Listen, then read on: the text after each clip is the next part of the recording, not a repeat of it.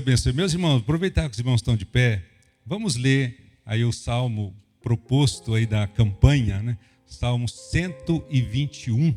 Vamos ler aqui este salmo para nós trazermos aqui uma reflexão nesta data, neste dia. Eu quero louvar a Deus também pela vida da minha esposa.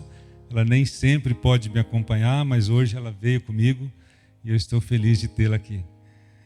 Irmã Débora, foi uma alegria ver uma cantora, né, rapaz? Deus levantando talento aqui, Deus continua abençoando. Salmo 121, diz assim o texto: Elevo os meus olhos para os montes, de onde me virá o socorro? O meu socorro vem do Senhor que fez o céu e a terra. Ele não permitirá que os teus pés vacilem, não dormitará aquele que te guarda.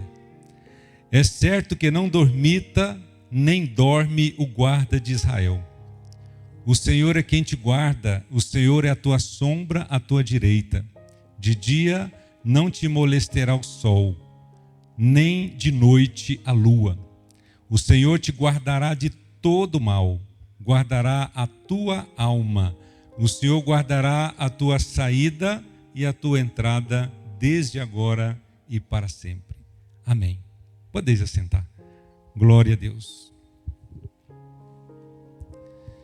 Meus irmãos, os Salmos está dentro de uma divisão literária da Bíblia chamada poesia, né? A Bíblia tem algumas divisões. Começamos pela lei, o Pentateuco. Temos os livros históricos, que vai de Josué a Esther. E temos os livros poéticos, né, que vai de Jó a Cantares. E depois entra nos livros proféticos, que vai de Isaías a Malaquias. E depois adentra no Novo Testamento, que aí nós temos biografia, nós temos história, e temos epístola, e temos revelação, que é o Apocalipse. Os salmos, como sabemos, eram o inário, na verdade, dos judeus, né, eram cantados. E também, dentre esse conjunto de salmos, né, existe algumas características especiais. O conjunto de salmos que vai do Salmo 120 ao 134 é chamado o Cântico de Romagem. Cântico de Romagem, ou Cântico dos Degraus, ou ainda o Cântico de Subida. Porque os peregrinos, quando vinham para adorar a Deus em Jerusalém, eles cantavam esses salmos. E segundo a história, né, ali no átrio do templo, né, entre o átrio das mulheres e o átrio dos homens, havia ali 15 degraus. E em cada degrau era cantado um salmo. Por isso são 15 salmos que formam o Cântico de Romagem. Ou seja, o cântico que os peregrinos cantavam, né, quando iam adorar a Deus. E nessa conjunto de salmos, cada um ele traz especificamente uma mensagem, uma história, um pedido, um apelo, né, a Deus. E o Salmo 121, eu acho assim, o mais centralizado do Salmo da Romagem, irmão Vinícius, porque ele fala de uma forma muito profunda aquilo que é o nosso dia a dia, aquilo que passa na nossa mente, no nosso coração, no nosso sentimento, porque nós somos seres humanos e ora a gente está no monte, às vezes a gente passa no vale, né? Não existe esse negócio de estar sempre no monte, vai ter dia de vale também, né?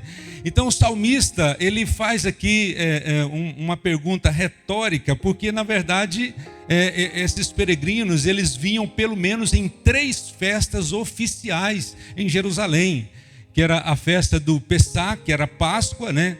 A festa do Pentecoste, que era o Shavuot, e também a festa dos Tabernáculos, que era o Sukkot. Então essas 3 festas não eram um convite aos judeus, mas era ali uma determinação, né, uma convocação santa para que o povo viesse a Jerusalém para adorar a Deus. Então, por isso, era sempre cantado, né, estes salmos. Mas no Salmo 121, aí o salmista faz essa grande pergunta, né? Uma pergunta retórica até. Elevo os meus olhos para os montes. E de onde vem o meu socorro? Quando a gente olha para essa questão, os montes significavam várias coisas. Por exemplo, os montes, eles significavam perigos das viagens. Os montes significavam aqueles que rodeavam Jerusalém, que Jerusalém estava num pico bem alto, né? Então, a ida a Jerusalém, via de regra, era uma subida. E havia naquele tempo muitos perigos. E os montes também, eles poderiam significar, né, as dificuldades da vida. Para o judeu, às vezes ele até expressava a palavra monte no sentido figurado como uma grande dificuldade. Ou seja, uma dificuldade que a gente não pode resolver, pastor Vinícius. Alguém diria, como é que eu posso transpor esse monte? Como eu posso resolver esse meu problema? Ou quem pode resolver esse monte? Então essa pergunta, ela permeia em vários aspectos, que os montes também, eles tinham uma característica que os deuses, né, os adoradores de outros deuses normalmente faziam a sua adoração nos montes. A gente olha pela Bíblia Sagrada no Antigo Testamento, em que vários deuses eram adorados nos montes. Mas essa adoração naqueles montes, ela não passava daquele lugar. Esses deuses que eram tidos como os guardiões de várias coisas, na verdade, eles não existiam. A gente observa quando Deus ele vai libertar o povo ali do Egito, da escravidão do Egito, ele manda ali 10 pragas. E por que Deus manda 10 pragas? É porque existiam tantos deuses que o Senhor manda 10 pragas para desafiar 10 deuses que atuavam ali no Egito. Então, na verdade, Deus estava mostrando para os judeus e mostrando para os egípcios que o único Deus verdadeiro é o Senhor nosso Deus. Então o povo tinha uma admiração tão grande pelo rio Nilo, e na verdade é um rio caudaloso, irmão Vinícius. Nós navegamos ali no rio Nilo, existem alguns lugares do Nilo que dá 60 metros de profundidade. Então um rio muito grande. Então eles tinham o rio Nilo como um Deus. Havia ali o Deus Nu, o Deus do rio. Então Deus manda a praga no rio Nilo. E aí se pergunta, cadê o Deus Nu? Cadê o Deus do rio? Deus manda a praga ali das trevas, porque ali havia o Deus Sol, o Deus Ra, o Deus Sol. Aí Deus manda a praga das trevas quando ali todo o Egito ficou coberto de trevas. Mas cadê o Deus Ra? Será que ele viajou? Será que ele está ocupado e não pôde conter esse problema? Então, os montes, meus irmãos, também significava adoração de outros deuses. Mas a Bíblia recheadamente diz que o único socorro vem do Senhor Yahvé, é o nosso Deus, o Criador dos céus e da terra. Aleluia, bendito seja o nome do Senhor.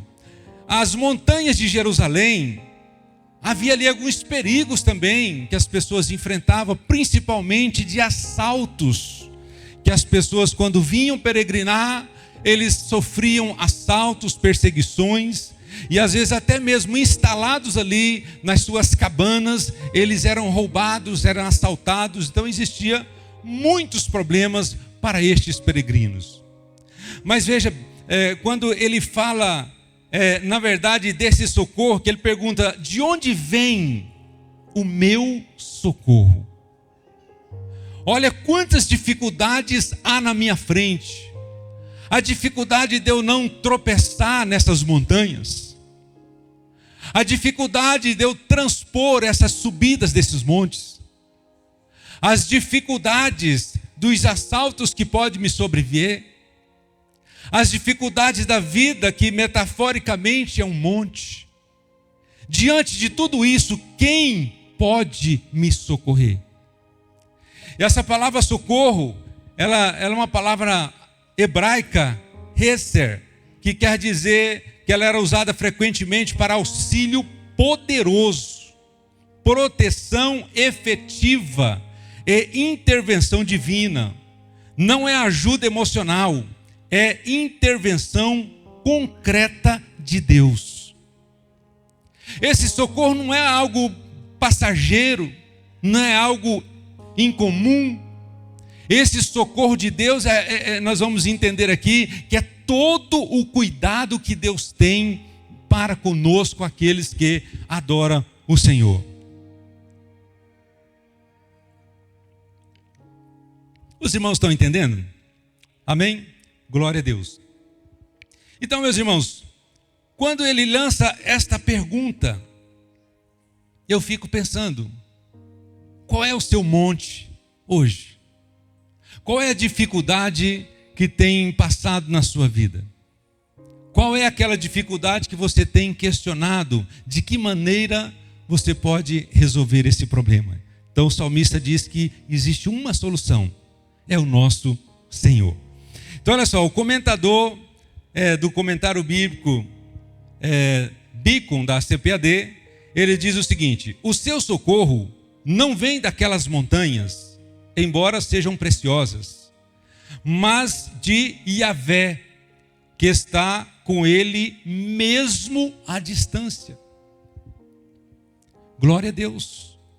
Meus irmãos, o único que tem atributos de onipresença, onisciência e onipotência é o nosso Deus Todo-Poderoso. Ninguém mais. Nós estamos aqui no Brasil, Triângulo Mineiro, Uberlândia, adorando a Deus. E no mundo inteiro existem pessoas nesse mesmo momento adorando a Deus, ainda que em outros horários. Você vê lá no Japão é dia, você vê em outros lugares tarde, outros está amanhecendo, mas em algum lugar do mundo as pessoas estão adorando a Deus, e Deus está ouvindo a sua adoração, Deus está ouvindo o seu clamor, Deus está recebendo a sua adoração, porque Ele é onipresente, onisciente e onipotente. Ele sabe o que você precisa, Ele sabe da sua necessidade, Ele pode resolver o seu problema nesta noite. Amém, meus irmãos? Glorificado seja o nome do Senhor. Charles Spurgeon, também escrevendo na sua obra O Tesouro de Davi, ele diz o seguinte: o peregrino não procura auxílio na criação, mas no Criador. Os montes podem impressionar os olhos, mas somente o Senhor pode sustentar os pés. E ele conclui dizendo: a confiança do crente repousa naquele que fez os céus e a terra e governa todas as coisas com poder. Aleluia. E é nesse clima de certeza de que Deus está conosco, é nesse clima de saber que Deus recebe o nosso louvor, que o salmista lá no Salmo 122, melhor dizendo, que esse foi escrito por Davi, o 121 é incerto, mas o 122 foi Davi que escreveu. E ele inicia o salmo dizendo: alegrei-me quando me disseram, vamos à casa do Senhor. Por que dessa alegria? Porque ele sabe que ali o Senhor está. Ali o Senhor está para receber a sua adoração, o seu culto. Glória a Deus. Eu sempre costumo dizer e brincar com os irmãos ali, que nós, principalmente nós mineiros, falamos muito errado, né? E a gente passa por vários lugares e acaba virando até uma piada. E eu viajei por muitos lugares do Brasil, e sempre as pessoas fazem uma certa crítica do mineiro, porque ele fala errado, né? Então eu estava numa reunião da época em Belo Horizonte, e as pessoas falaram sobre isso. Eu disse para eles o seguinte: olha, o negócio é o seguinte, nós somos mineiros, Nós fala errado porque nós quer, mas estudado nós é. Então, nós falamos errado. Mas veja bem, o salmista disse: alegrei-me quando me disseram, vamos à casa do Senhor. Vamos receber de Deus. E aí, concluindo, eu sempre digo aos irmãos, nós usamos uma expressão errada de dizer, nós vamos ao culto. Ou às vezes ligamos para um amigo, vamos no culto hoje? Eu disse, olha, não tem jeito de você ir no culto. Você vai em algum lugar prestar um culto a Deus. Porque o culto é individual. Eu posso estar lado a lado com um companheiro no meu banco, ele pode estar transbordando de poder de Deus e eu posso não estar recebendo nada. Por quê? Porque o culto é individual. Ele não é coletivo. A coletividade é no sentido da busca de Deus, mas cada um individualmente, ele presta o seu culto a Deus. Então, meus irmãos, dentro dessa temática de que Deus é o meu socorro, nós queremos destacar que algumas características desse socorro de Deus. A primeira, nós já falamos aqui, que é a característica de que o socorro de Deus, ele é superior aos recursos humanos. Às vezes nós queremos confiar em alguma coisa. Talvez nós queremos resolver o nosso problema com a tecnologia. Isso é muito bom e nós não podemos abrir mão, né? Eu sou de uma geração, irmão Venâncio está aqui comigo também. Nós somos de uma geração que assistimos a chegada do telefone celular, irmão Vinícius. Nós somos de uma geração que operamos o telex. Talvez os de 40 anos para baixo aqui nunca viu um aparelho de telex, né? Então a gente acompanhou a evolução e nós tentamos acompanhar tudo que acontece para não ficar para trás. Mas a tecnologia ajuda e muito. Mas o nosso problema, ele não pode ser resolvido. O socorro verdadeiro, ele não vem através da tecnologia. O socorro verdadeiro, ele não vem pelo dinheiro. Quantas pessoas que têm o seu dinheiro, mas o dinheiro não compra aquilo que ele precisa. O dinheiro vai comprar a cama, mas não compra o sono. O dinheiro pode comprar o remédio, mas não compra a saúde. Glória a Deus, não que dinheiro seja algo ruim, mas nós precisamos entender que o socorro verdadeiro, ele vem do Senhor. Quantos acreditam nisso? Deixa eu ver. Glória a Deus. Louvado seja o nome do Senhor. Meus irmãos, a segunda característica do socorro do Senhor é que ele é constante.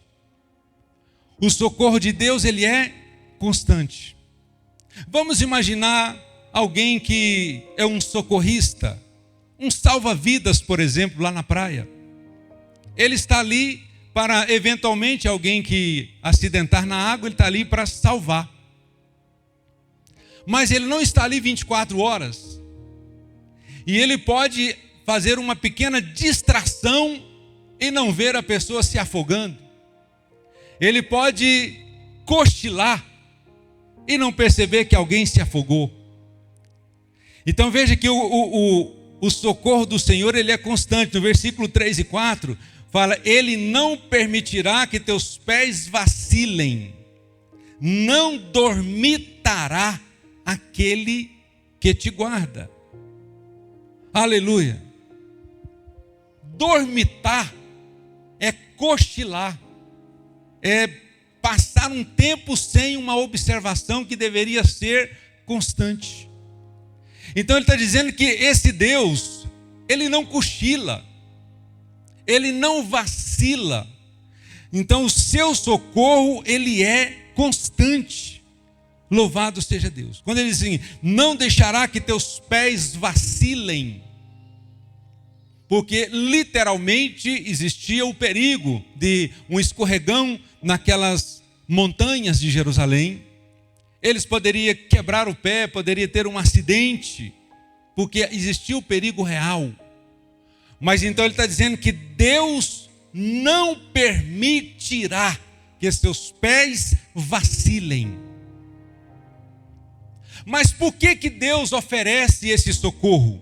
Porque Ele está guardando aqueles que estão indo para a adoração na sua casa. Louvado seja o nome do Senhor. A gente encontra uma história, uma parábola, a parábola do samaritano, que todos conhecem, que diz que descia um homem de Jerusalém para Jericó, e ele caiu nas mãos dos assaltantes, e eles bateram muito naquele homem, e ele ficou ali quase morto. Aí vem um sacerdote, passa por ali, e não dá moral, e vai embora. Da mesma sorte, desce de Jerusalém um levita, que passa também perto do homem quase morto, e não faz nada, e vai embora.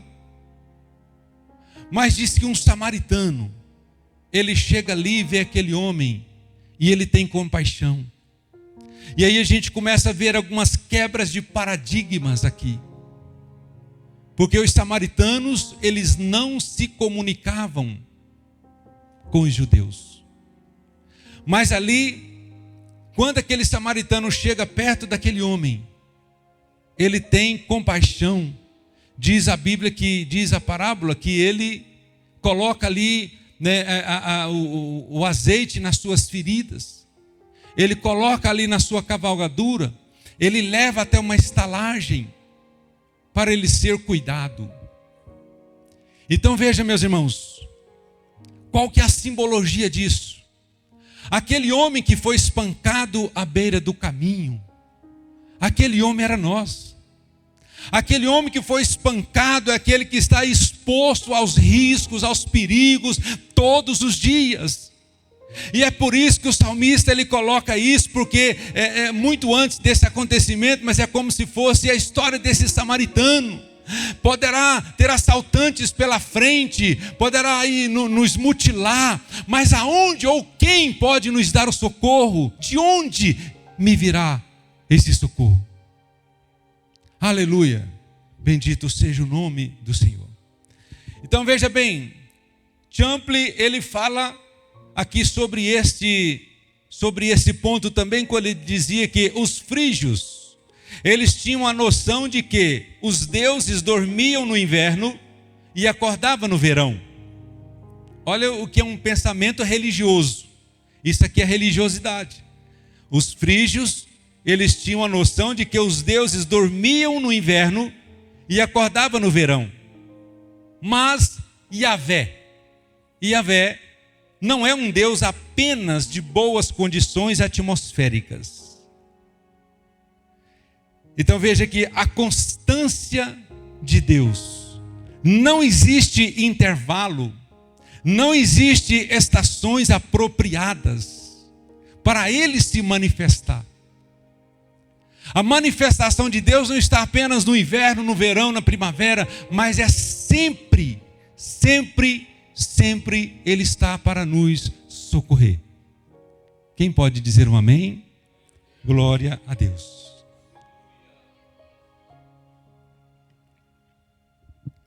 Bendito seja o nome do Senhor. Então, meus irmãos, Calvino afirma também: enquanto os homens dormem, Deus vigia. Enquanto os homens dormem, Deus vigia. Então veja, há momentos que os líderes falham, os sistemas falham, mas Deus jamais falha. Deus jamais vai falhar em seu cuidado, mesmo em silêncio. Ele continua guardando. Meus irmãos, é interessante que às vezes a gente questiona o porquê do silêncio de Deus. E eu, com certeza, eu creio que aqui todos, ou quem sabe quase todos, que têm um bom tempo de fé, já experimentou um momento de silêncio. Né, irmão Vinícius? Eu acredito que todos nós já enfrentamos um momento de silêncio, o silêncio de Deus. Mas será que no silêncio de Deus, ele está literalmente quieto ou ele está agindo? Será que nesse silêncio, ele não está fazendo nada? Ele não está te vendo ou ele está cuidando? Até mesmo no silêncio, ele está cuidando. Louvado seja Deus. Até mesmo no silêncio, Deus está cuidando. Nós somos tentados a imaginar a forma que Deus tem que falar conosco. Talvez a gente busque uma resposta de Deus, e nós queremos que Deus levante um profeta e venha marchando de lá e aponta o dedo e fala com a gente. Deus fala dessa forma. Mas nem sempre Deus usa a mesma forma, porque Deus é multiforme. Às vezes Deus usa uma pessoa lá fora. Às vezes Deus usa alguém falando no louvor. Às vezes Deus usa até mesmo um bêbado lá fora para falar conosco. Usou até uma jumenta para falar. Então, meus irmãos, Deus tem as maneiras de falar. Glória a Deus. E a terceira característica do socorro de Deus é que ele é pessoal, personalista. É claro que Deus trabalha na coletividade. A maioria das falas, das convocações, ou quando fala de salvação, sempre fala na coletividade. Mas Deus age na pessoalidade. Ele te conhece pelo teu nome. E eu acho interessante, irmãos, que essa questão, porque Deus, ele criou os seres humanos, que nenhum é igual ao outro. Hoje no mundo nós temos mais de 8 bilhões de habitantes na Terra. Você sabe o que é isso, irmãos? Nesse universo, ninguém é igual ao outro. E eu falo isso com confiança, porque eu tenho formação de datiloscopia e de grafoscopia. A datiloscopia é onde a gente confere a impressão digital de uma pessoa. Não existe, irmão Vinícius, nenhuma impressão digital igual.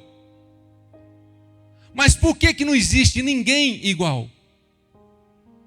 E agora já existe uma técnica muito mais avançada, que é a íris dos olhos. Que a partir da leitura da íris, a pessoa é identificada, porque não existe nenhum olho igual. Nenhuma íris é igual ao outro. Já existem alguns equipamentos que são feitos leitura pelo seu olhar. O Japão iniciou isso na rede bancária, quando os terminais de autoatendimento, tinha ali a leitura da íris. A pessoa chegou ali, fez a leitura, já está liberado para fazer as suas transações. Então, irmãos, Deus conhece nós pelo nome. Você é personalista, Deus te conhece. Aleluia. Podemos falar isso sem medo de errar, porque Ele deixou a sua assinatura. Quando Ele deu provas cientificamente que não existe nenhuma pessoa igual, Ele está dizendo: eu te conheço pelo teu nome, eu te conheço pelo teu nome, eu te conheço pelo teu nome. Aleluia.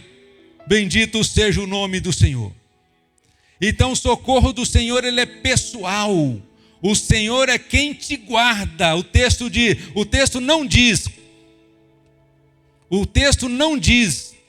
que o texto diz que o Senhor é quem te guarda. Ele não diz que Ele guarda alguém. O Senhor é quem te guarda de uma forma personalista. Então veja bem, e Ele diz: a tua sombra, a tua direita. O que Deus queria dizer com isso? O que o salmista queria dizer com isso? Imagine uma sombra. Uma sombra é uma projeção. E se não tiver nenhum obstáculo, o que ela vai projetar? E se a sombra de Deus está projetando sobre a sua vida, se a sombra de Deus, irmão, está projetando sobre a sua casa, é porque Deus está presente perto de você. A sombra de Deus está projetando na sua casa, a sombra de Deus está projetando na sua família, a sombra de Deus está projetando na sua empresa, no seu trabalho, na sua formação profissional. A tua sombra à tua direita.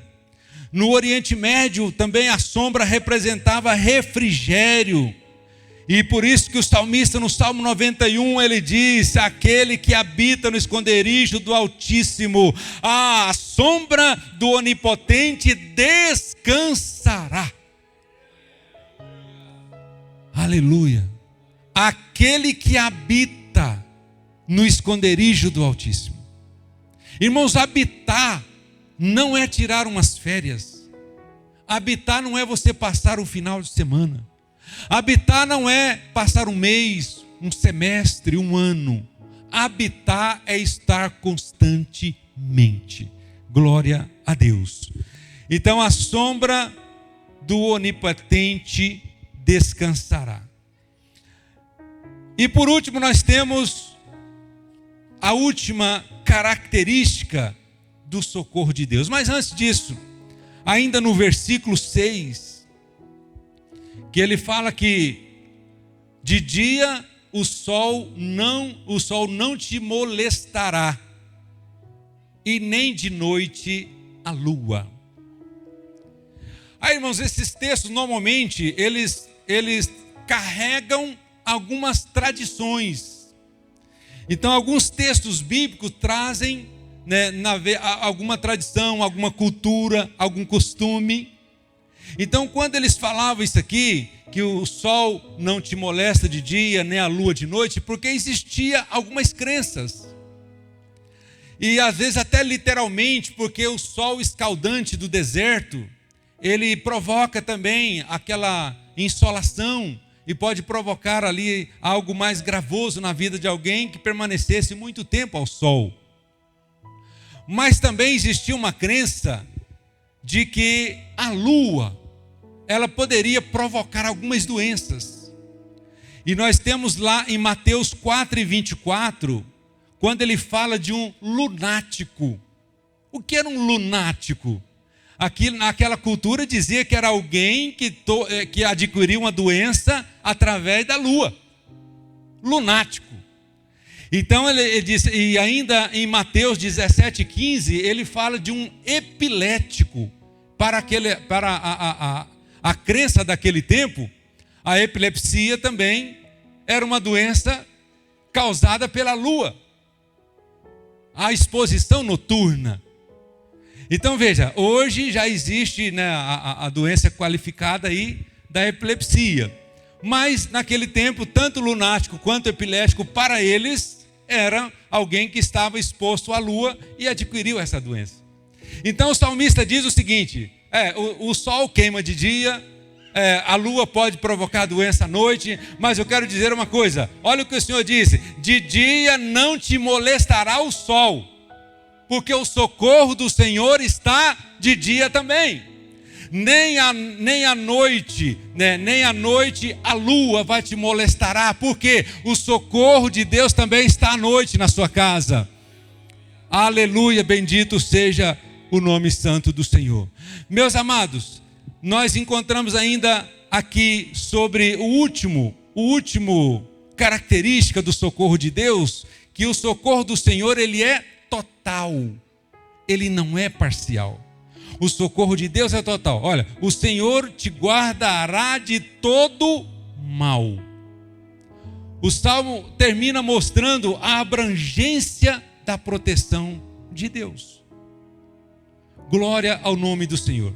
Olha só, lá em Jerusalém, até no dia de hoje, existe um costume lá, que quando você entra numa casa e você sai, existe lá um objeto na porta, chamado mezuzá.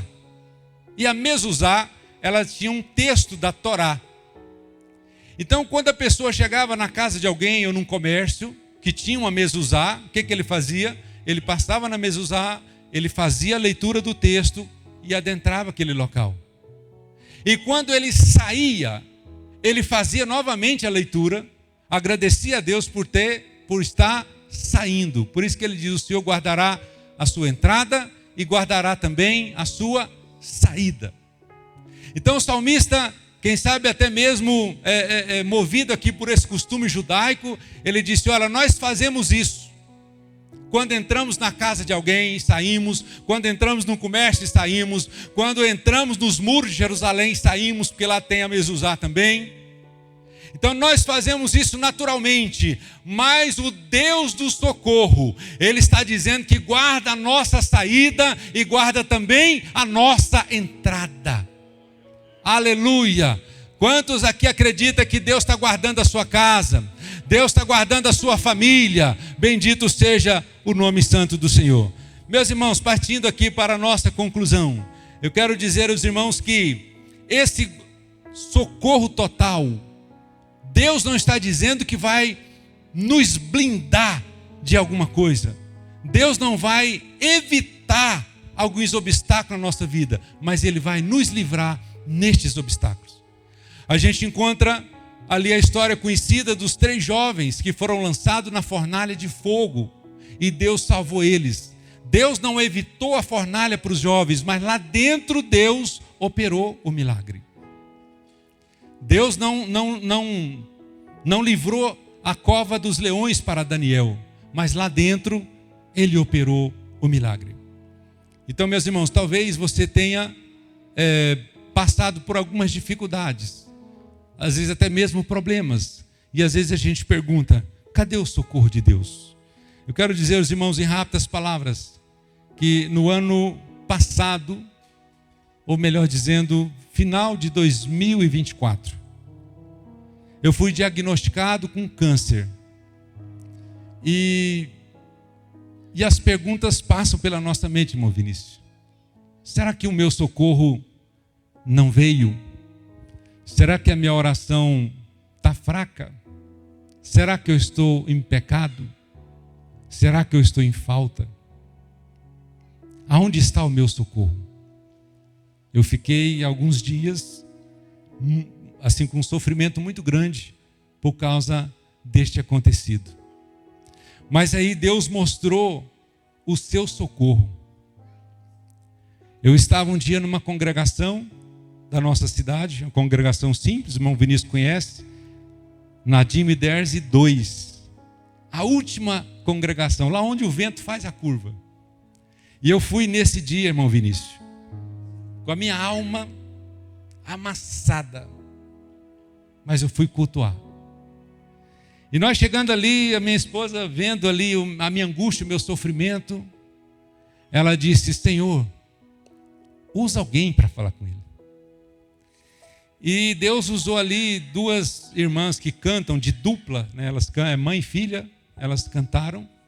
E Deus usa muito essa irmã em mensagem profética, dom da profecia. E ela levantou no final do hino, ela foi até a minha direção e ela disse o seguinte: levanta a cabeça, homem. Eu estou neste negócio. Essa enfermidade não é para a morte, ela é para a minha glória. Levanta a tua cabeça. Irmãos, eu levantei a cabeça, tomei os procedimentos devidos, passei por um processo cirúrgico, mas louvando a Deus, porque Deus permitiu que eu passasse por esse caminho, mas para que o nome dele fosse glorificado. E para a glória do Senhor, hoje eu não tenho nenhuma célula cancerígena, para a glória de Deus. Aí eu entendi o socorro de Deus, meu Deus. O socorro de Deus, ele é pessoal. O socorro de Deus, ele é constante. O socorro de Deus, ele é total. Bendito seja o nome do Senhor. E para a gente concluir, O Salmo 121, portanto, ele responde à pergunta mais emblemática da humanidade: quem poderá me socorrer? Quem me socorrerá? Glória a Deus. Então preste atenção, meus irmãos.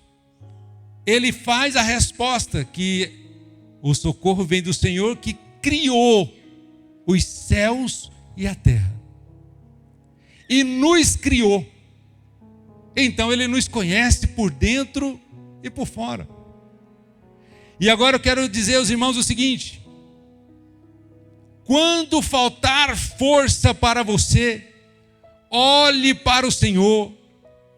Não olhe para os montes, não olhe para as dificuldades, mas olhe para o Senhor.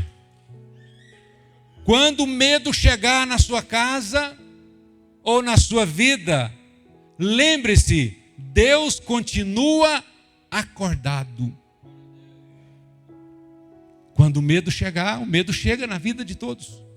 Quando o medo chegar, lembre-se, Deus não está dormindo. Deus está acordado, esperando a sua oração. Glória a Deus. Quando ninguém puder te ajudar, ninguém, o socorro do Senhor permanece suficiente. Você acredita nisso? Amém? Glória a Deus. Pois bem, aqui os peregrinos subiam para Jerusalém para adorar a Deus. E hoje nós aqui, a igreja do Senhor, nós estamos marchando para Jerusalém celestial, passando por problemas, não igual o deles, mas passamos também pelos montes de hoje, passamos pela enfermidade, passamos pelas lutas, passamos por provações, porém sustentados por Jesus Cristo, nosso socorro poderoso, constante, pessoal e total na nossa vida. Amém? Glória a Deus. Que Deus abençoe os irmãos. Eu gostaria, com a permissão dos nossos pastores, de fazer uma oração. Podemos? Vamos ficar de pé.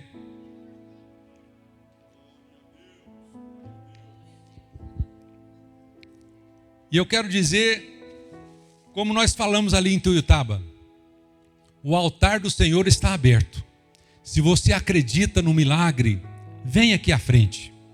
Se você tem um monte que te perturba, vem aqui à frente. Se você tem uma enfermidade e quer ser curado, vem aqui à frente. Você que tem um familiar que está distanciado do caminho do Senhor, você está orando por isso, vem aqui à frente. Você que, quem sabe, quer interceder por alguém, venha como intercessor. Outro dia nós estávamos ali em Tuiutaba, no término do culto, chamamos os irmãos para orar. E um irmão tinha um parente que estava doente, muito doente, acamado. E ele veio na frente como intercessor. E nós oramos ali. Irmão Marcos, Pai do Senhor, nós oramos. E diz ele que o parente ligou para ele. Disse: olha, ontem à noite eu fui curado. Aí ele lembrou da oração, falou assim: que hora que você sentiu a melhora? Ele falou assim: eram umas 9 e pouca da noite. Aí ele disse: eu estava lá no altar do Senhor. Aleluia. Então, meus irmãos, o Deus poderoso que fez os céus e a terra, Ele está aqui hoje. Coloque a sua causa aí diante de Deus. Nós vamos orar por você. Deus tem milagre para entregar hoje. Deus tem cura para entregar você hoje. Deus tem resposta para o seu coração.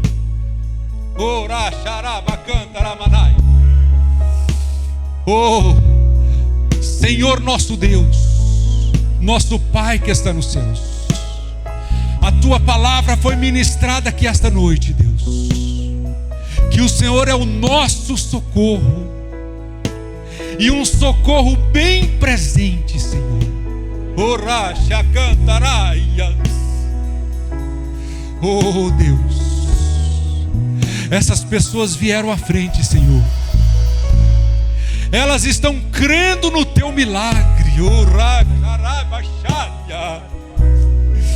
Oh, aleluia. E nós queremos ministrar a cura, Deus, a todos os enfermos aqui esta noite. Oh, Deus Santo, Deus poderoso, eu ministro a cura sobre esta irmã, Senhor. Eu ministro a cura sobre esse irmão, Senhor. Em nome de Jesus. Em nome de Jesus. Em nome de Jesus. Recebe nesta noite. Recebe o renovo. Recebe a cura. Recebe a resposta de Deus. Em nome de Jesus. Em nome de Jesus. Eu abri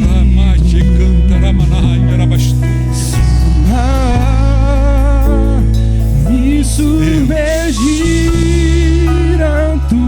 Oh, Senhor, esse coração duvidoso, Senhor, receba nesta noite o renovo do céu, em nome de Jesus. Sobre as esse coração vacilante e duvidoso, Deus, eu peço, Senhor, derrama o teu bálsamo, Deus, sobre esta vida, sobre esta pessoa, sobre esta família, Deus, em nome de Jesus.